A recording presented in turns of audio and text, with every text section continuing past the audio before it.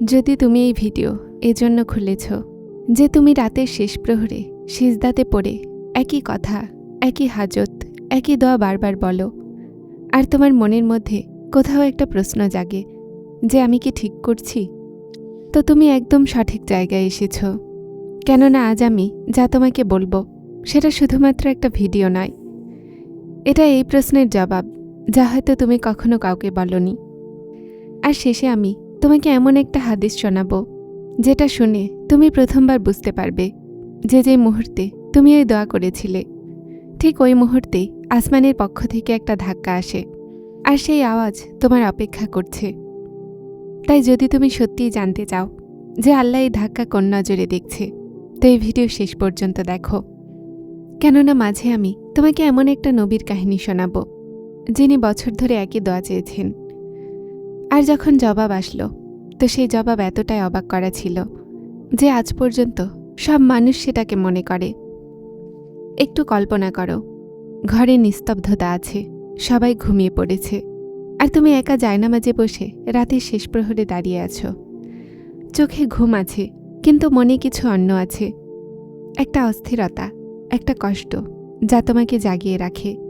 তুমি সিজদাতে পড়ে যাও আর জবান থেকে ওই একটাই কথা বের হয়, সেটাই যা কাল রাতে বের হতো, সেটাই যা আগের মাসে বের হতো, হয়তো সেটাই যা আগের কয়েক বছর থেকে বের হচ্ছে।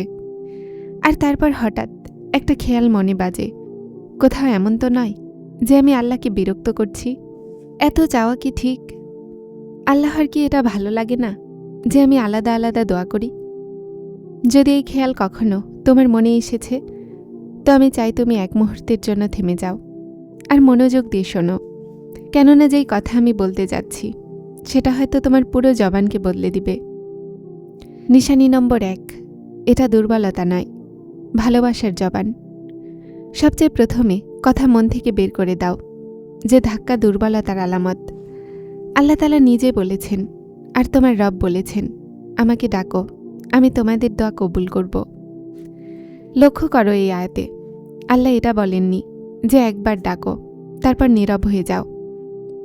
এই হুকুম একটা চলমান আমল, একটা এমন সম্পর্ক যা শেষ হওয়ার জন্য নয়, বারবার জোড়ার জন্য বানানো হয়েছে। আর নবী করিম সাল্লাল্লাহু আলাইহি সাল্লাম একটা খুব গভীর কথা বলেছেন যে আল্লাহ ওই বান্দার উপরে অসন্তুষ্ট হন যে তার কাছে চাই না। একটু ভাবো যে সেই রবের রাগ তার উপরে আসে যে নীরব থাকে। তিনি ওই বান্দার উপরে কিভাবে অসন্তুষ্ট থাকতে পারেন যে বারবার রাতের পর রাত তার দরজাতে কড়া নাড়তে থাকে? যখন তুমি ওই হাজতি বলো, তো আসলে তুমি একটা কথা বলো, ভালোবাসার কথা। একটা এমন সম্পর্ক প্রকাশ করো যা বলে যে আমি শুধুমাত্র তোর কাছেই চাইব, কোনো দরজাতেই যাব না। নিশানি নম্বর 2, সত্যের পরিচয়। এক মুহূর্তের জন্য তোমার রোজকার জীবনের ওপর লক্ষ্য করো। যে জিনিস তোমার সাধারণ লাগতো সেটা তুমি একবার চাও আর ভুলে যাও, কিন্তু যে জিনিস তোমার রুহে গেঁথে গেছে, যা তোমার অস্তিত্বের অংশ হয়ে গেছে, সেটা জবানে আপনা আপনি ফিরে আসে, সেটাকে থামানো কঠিন হয়ে যায়।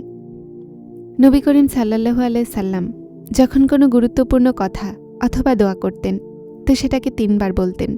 সহিহ বুখারী। ভাবো এই আমল আপনি নিজে সাল্লাল্লাহু আলাইহি সাল্লামের সুন্নত। ধাক্কা অধৈর্যের আলামত নয়, এটা আন্তরিকতা আর মনের মিলনের আলামত। যখন তোমার জবান থেকে ওই হাজতি বের হয় বারবার, তো আসলে তোমার মন আল্লাহকে বলে, এটা আনুষ্ঠানিকতা নয়, এটা আমার আসল পরিস্থিতি।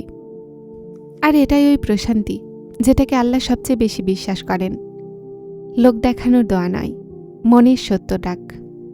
নিশানি নম্বর 3, সেই রহস্য যা খুব কম মানুষেরই জবানে আসে।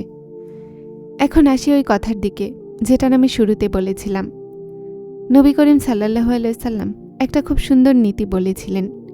তিনি বলেছেন যে যখন বান্দা দোয়া করে তো আল্লাহ ওই দোয়ার সাথে 3টার মধ্যে একটা সম্পর্ক করে। হয় তাকে ওই জিনিস দুনিয়াতেই জলদি দিয়ে দেয়া হয়, অথবা এর বদলে কোনো বিপদ দূর করে দেয়া হয়, অথবা সেই দোয়া আখিরাতের জন্য সংরক্ষিত করে রাখা হয়। মুসনাদে আহমদ। অর্থাৎ কোনো দোয়া কখনোই বৃথা যায় না, কখনোই না। যদি সেই একই হাজত বারবার তোমার মনে আসছে আর এখন পর্যন্ত কবুল হতে নজরে আসছে না, তো এর মানে অস্বীকার নয়। এর মানে এটা যে আল্লাহ এটাকে সামলে রেখেছেন। হয় সঠিক সময়ের অপেক্ষা হচ্ছে, অথবা ওই জিনিস তোমার জন্য ওই দিনের জন্য সংরক্ষিত করা হচ্ছে, যেই দিন দুনিয়ার সমস্ত নিয়ামত কম হয়ে যাবে। তোমার সেই অসম্পূর্ণ বারবার বলা দোয়া হয়তো এখন এই দুনিয়ার জন্য নয়, বরং কোনো খুব বড় দিনের জন্য রাখা হচ্ছে। কিন্তু আর একটা প্রশ্ন বাকি আছে। যদি এটা সত্যি, তো তারপর তোমার মনে এই অস্থিরতা, এই কষ্ট বারবার কেন আসছে? এটার জবাব পরের নিশানিতে আছে। নিশানি নম্বর 4, আশার আলামত। আল্লাহ তাআলা কোরআনে একটা খুব বড় উদাহরণ দিয়ে রেখেছেন। আর আল্লাহর রহমত হতে নিরাশ হইও না। এই আয়াত ওই সময় নাজিল হয়েছিল যখন হযরত ইয়াকুব আলাইহিসসালাম তার পুত্র ইউসুফ আলাইহিসসালামের বিচ্ছেদে বছরের পর বছর কাঁদতেছিলেন, দোয়া করতেছিলেন, আশা ছাড়েননি, এমনকি তার চোখ সাদা হয়ে গিয়েছিল। তারপরও তিনি চাইতেছিলেন। যখন তিনি বারবার ওই একই দোয়া বলতেন, তো আসলে তার মন এটাই বলে যে আমি হার মানিনি। হতাশা এটা শয়তানের রাস্তা, আর বারবার বলা, চাওয়া, আমার চেষ্টা করা, এটা ওই মুমিনের রাস্তা, যে জানে যে তার রব কখনোই অবিচার করেন না। আর এখন সেই কাহিনী যেটার ওয়াদা আমি শুরুতে করেছিলাম। আল্লাহর নবী জাকারিয়া আলাইহিসসালাম বয়স পার হয়ে গিয়েছিলেন, হাড়গুলো দুর্বল হয়ে গিয়েছিল, স্ত্রী বন্ধা ছিলেন। প্রতিটা মনুষ্য হিসাবে সন্তানের কোনো আশা বাকি ছিল না। কিন্তু তারপরও বছরের পর বছর তিনি একটাই দোয়া করেছিলেন। কোরআনে তার সেই কথাগুলো সংরক্ষিত আছে। হে আমার রব, আমার হাড়গুলো দুর্বল হয়ে গেছে আর বয়সের ছাপে ভরে গেছে। আর হে আমার রব, আমি আপনার কাছে দোয়া করে কখনোই হতাশ হইনি। সূরা মারিয়াম। লক্ষ্য করো এই শেষ কথায়, আমি আপনার কাছে দোয়া করে কখনোই হতাশ থাকিনি। এই কথা একটা এমন ব্যক্তির, যে বছরের পর বছর ধরে একটাই দোয়া বলছিল, তারপরও হতাশ হয়নি। আর ফলাফলে আল্লাহ তাকে ইয়াহিয়া আলাইহিসসালামের মতো পুত্র দান করেছিলেন, এমন বরকতময় পুত্র যার উদাহরণ কোথায় পাওয়া যায় না। জাকারিয়া আলাইহিসসালাম কখনো এটা ভাবেনি যে আমি আল্লাহকে বিরক্ত করছি। তিনি জানতেন আল্লাহর কাছে চাওয়া কখনোই বিরক্ত নয়, শুধুমাত্র মানুষই বিরক্ত হয়। সেই কথা যা তোমার জীবনের প্রতিটা তাহাজ্জুদকে বদলে দেয়।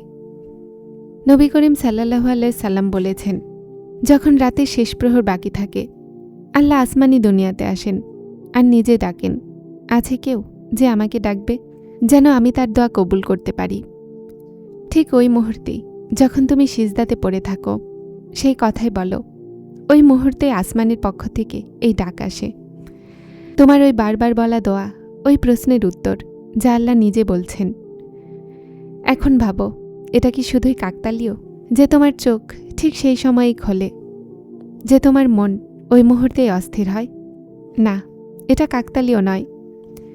তাই যখন পরের বার তুমি তাহাজ্জুদের সিজদাতে পড়বে, আর ওই একই ডাক, একই হাজত, ওই একই চাওয়া জবানি বারবার আনবে, তো এটা ভেবে কখনোই থেমো না যে হয়তো আমি সীমার চেয়ে বেশি চাইছি।